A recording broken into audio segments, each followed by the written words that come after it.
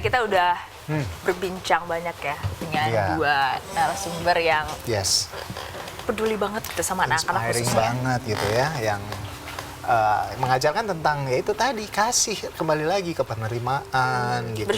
Bersyukur tadi banyak karena banget. karena kita sudah diberkati, makanya kita harus jadi berkat buat orang lain. Nah, sebenarnya udah banyak banget sih ya kita dapat berkatnya, tapi masih ada lagi nih berkat yang menunggu nih buat biasa. kita nih. Ini keren banget sih. Iya, jadi narasumber yang satu ini dekat dengan Presiden Jokowi.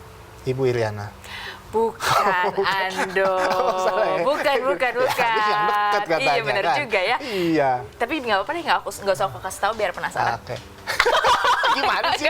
Nanggung banget. Kita lihat aja ya tayangan yang berikut ini buat tahu siapa kira-kira narasumber kita berikutnya. Ini dia. Gracia Billy Mambrasar.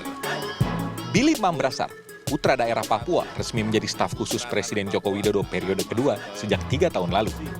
Billy juga menjadi pendiri Yayasan Kitong Bisa yang memfokuskan diri pada pendidikan informal. Yayasan Kitong Bisa menyediakan pendidikan bagi anak-anak kurang mampu dengan fokus di Papua dan Papua Barat.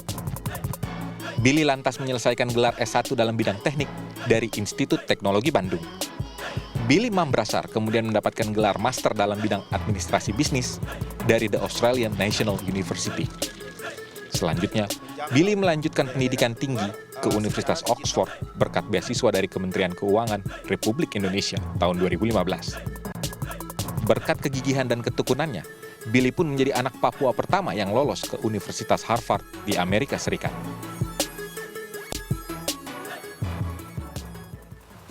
Nah, ini dia nih, ini luar biasa. Tapi untuk menyambut narasumber yang saat ini kita harus bangkit berdiri. Ini luar biasa nih, keren Siapa banget. dia? Langsung saja Kakak Billy Mambrasar. Selamat datang di studio BTV. Silakan. Makasih sudah diundang. Iya, siap. Ini Kakak Billy ini luar biasa. Tadi harusnya masuk tuh sambil nyanyi nih. Ini suaranya luar biasa. Kalah loh suaranya sama Iya Ade ya. dong, iya, Apa ini kita luar pancing sedikit? Oh, beda angkanya. oh gitu. Iya, salah ya. Wah, bukan saya. Oh, ada angka ya? Oke. Siap, Kakak Billy. Jadi ini luar biasa. Kalau saya juga sempat ngobrol dulu di sama Kak Billy di tempatnya nih waktu itu. Ini hebatnya dia tadi kan saya bilang penyanyi ya. Betul. Gagal jadi idola, tapi sekarang jadi staf sus presiden. Keren banget gak tuh? Kok bisa emang gitu alurnya apa gimana? Persiapannya Jadi gitu dulu kan- kok emang rencana? Dulu kan nyanyi itu untuk bertahan hidup. Karena waktu saya kuliah di ITB itu tidak ada support keuangan. Karena saya kan dari anak yang sangat tidak mampu kan. Jadi berbagai pekerjaan saya lakukan untuk survive. Ya salah satunya menyanyi Ngamen. di kafe, ngamen. Iya. Gitu. Tapi ternyata itu kemudian membawa akhirnya ke istana. Ya panjang lagi perjalanannya juga. Cerita dong kalau Ke gitu istana sedikit. ngamen di depan istana ya. Beda. Bisa aja Iya, nih. Lagi sibuk apa sih berarti sekarang? Sekarang aku kemarin baru dampingin Pak Presiden berkeliling ke 3 provinsi dalam waktu 2 hari. Oke. Itu memang benar-benar hop in hop off. Lalu juga Pak Presiden lagi memberikan penugasan-penugasan. Intinya penugasan aku tuh dalam bidang pendidikan dan inovasi.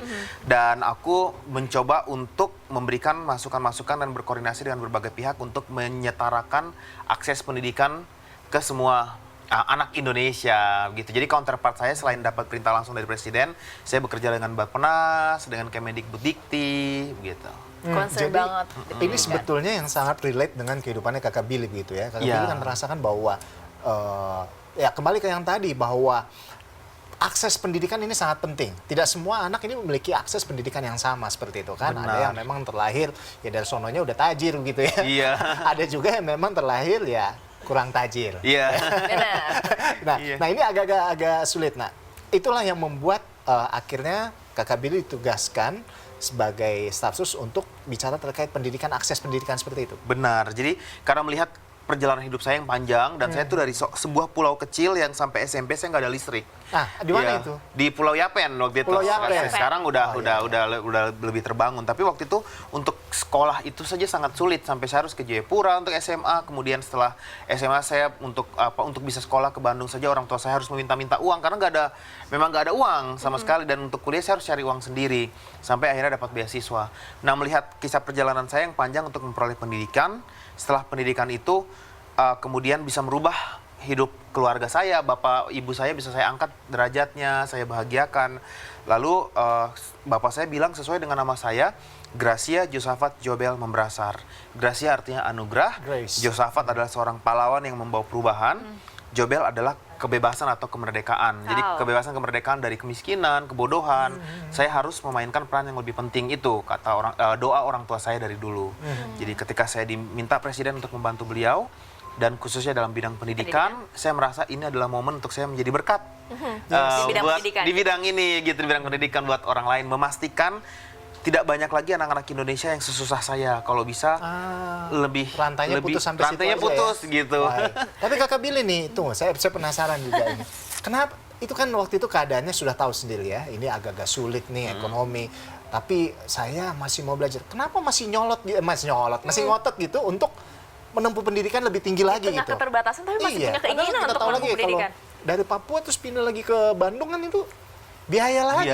Kenapa masih ngotot? Benar. Kan? Kenapa masih ngotot untuk menempuh pendidikan? Padahal keadaannya agak sulit waktu itu. Karena dari ayah saya bilang bahwa pendidikan itu yang bisa merubah hidup. Seperti kata-kata Nelson Mandela kan, pendidikan yang bisa merubah hidup kita. Jadi orang tua saya dan keluarga saya percaya kalau saya bisa menjadi seseorang yang bisa mengangkat derajat keluarga dengan sekolah yang benar. Sampai mereka bilang, boleh lapar tapi jangan bolos sekolah. Gitu, jadi tetap harus masuk sekolah. Jadi memang tujuannya, goalnya adalah untuk membahagiakan orang tua sebenarnya. Gitu. Menurut Kak Billy sekarang anak-anak kita gimana? Ada nggak yang masih concern segitunya sama pendidikan atau masih kurang tampaknya? Banyak sekali yang sudah concern ke pendidikan, dan kita lihat Presiden Joko Widodo sendiri di anggaran APBN 2023, 20% hampir 630 triliun itu dialokasikan untuk pendidikan. Harapan dari Presiden adalah anak-anak Indonesia semua bisa memiliki akses pendidikan yang merata. Itu visi beliau untuk menuju Indonesia Emas. Jadi begitu kuncinya pendidikan sampai dia menjadi sektor yang paling tinggi menerima anggarannya. Nah, pada grassroots level untuk kelas generasi milenial dan Z, saya melihat banyak sekali penggerak-penggerak muda pendidikan yang mereka berani terjun ke daerah-daerah untuk mengajar melalui berbagai movement yang saya hafal satu-satu movementnya apa. Dan saya pernah ketemu dengan beberapa anak, satu dari Bangka, satu dari Jakarta Selatan, satu dari Aceh, itu ngajar di Papua untuk ikut berkontribusi. Jadi semua percaya bahwa pendidikan ini akan menjadi kunci untuk bangsa kita ini lebih bangkit seperti itu. Tadinya kan Kak Billy melakukan gerakan lewat yayasan Kitong Bisa. Sekarang udah di pemerintahan. Beda dong berarti ya? Beda, jadi bahkan saya ketarik ke pemerintahan karena movement saya di Yayasan Kitong Bisa. Jadi perjalanan panjang setelah saya sekolah di berbagai negara tadi, lalu saya mendapat pekerjaan yang sangat baik sekali, ekonominya juga bagus, orang tua saya bahagiakan, saya merasa ada satu lubang yang kosong, namanya seorang manusia dalam perjalanan hidupnya tidak cukup ketika dia hanya hidup untuk dirinya sendiri. Kita akan merasa bahwa bagaimana saya bisa menjadi berkat buat orang lain. Betul. Call itu yang kemudian membuat saya gelisah setiap malam sampai pada puncak karir saya di perusahaan swasta, perusahaan minyak asing, saya memutuskan untuk mengundurkan diri. Dan karena saya ingin melayani, saya ingin mendirikan pelayanan, saya ingin membuat pelayanan dalam bidang pendidikan, saya ingin membantu anak-anak lain Indonesia yang seperti saya latar belakangnya agar tidak sesulit saya. Ketika saya mengundurkan diri, pimpinan di perusahaan itu kaget karena saya itu seperti salah satu superstar yang disiapkan untuk menjadi pimpinan lah. Naik lah ya jabatannya. Iya, aset ini. Aset kan? gitu. Masa jadi mau saya pergi gitu aja. Bener kayak gitu. Saya mengundurkan diri, terus dibilangnya kamu dapat pekerjaan di perusahaan lain yang lebih bagus ya. Saya bilang enggak, saya mau masuk kampung, mau ngajar. Tambah shock, bukan hanya pimpinan perusahaan yang shock, ibu saya juga shock. Kayak nanti udah sekolah kemana-mana. Tahu kan kamu sekarang kalau Natal kan mama undang banyak orang ke rumah. Kita kan sekarang nggak ada uang gitu kan. Minta kamu uangnya sekarang nggak ada uang, gimana dong? Jadi shock gitu. Tapi saya firm, saya mau melayani. Lewat Yayasan Kitong Bisa. Kami mengajar 5 orang anak, naik jadi 50, naik jadi 100, sampai akhirnya ribuan anak yang kurang mampu, underprivileged kami bantu. Dan itulah yang membawa saya ke istana. Jadi presiden mungkin mendengar nama saya, kemudian saya banyak menjadi dampak dan berkat buat orang, dapat penghargaan banyak juga, baik nasional maupun internasional, dan akhirnya presiden memanggil saya untuk menjadi staf khusus. Itu kegelisahannya, ini saya penasaran banget ini. Kegelisahannya itu dimulai bagaimana? Seperti apa waktu itu sampai akhirnya seorang Billy Membrasar memutuskan untuk cabut dari kehidupan yang serba mewah gitu ya, serba udah ada semuanya ya kan, sampai memilih untuk terjun ke desa, itu triggernya apa pada saat itu? Jadi bayangkan saya tuh ditinggalkan di apartemen yang mewah sekali di Jakarta Selatan, dapat mobil, dapat kalau naik pesawat dapat Jaksel gitu.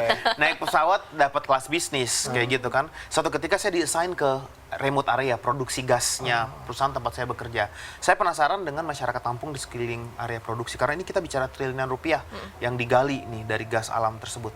Saya melipir lah sedikit melanggar aturan, keluar ke kampung yang terdekat. Di sana saya bertemu dengan anak-anak yang lagi main di pinggiran laut.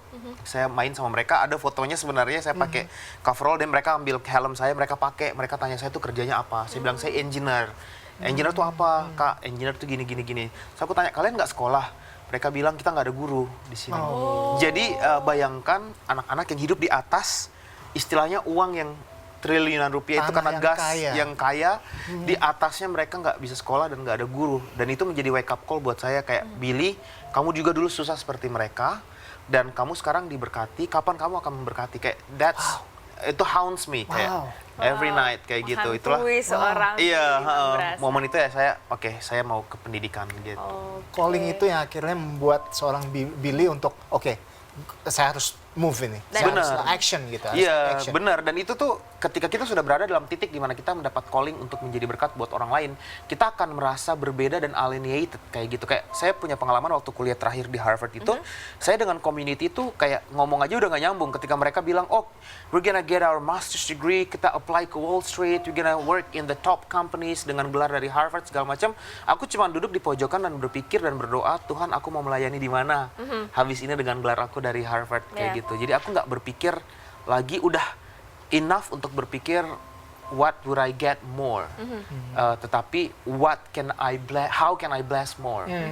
Itu yang dan itu panggilannya masih terus ada dong ya setelah walaupun sudah ada di pemerintahan. Iya, karena ketika saya mendampingi Presiden Jokowi jalan dari daerah ke daerah, dan ini pimpinan saya ini, bayangkan kemarin ini Presiden turun ke ribuan masyarakat Dayak baju merah kayak begini nih, terang banget ya.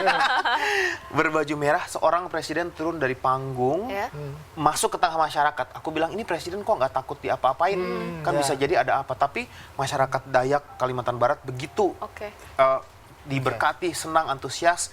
Jadi dari situ saya melihat bahwa Presiden maupun saya pembantu Presiden, dalam posisi kami adalah pelayan masyarakat. Kami memberkati dan melayani. Nah, ada satu lagi nih cerita juga. Gimana? Wakil rakyat juga yang nanti kita mau ngobrol. Oh iya.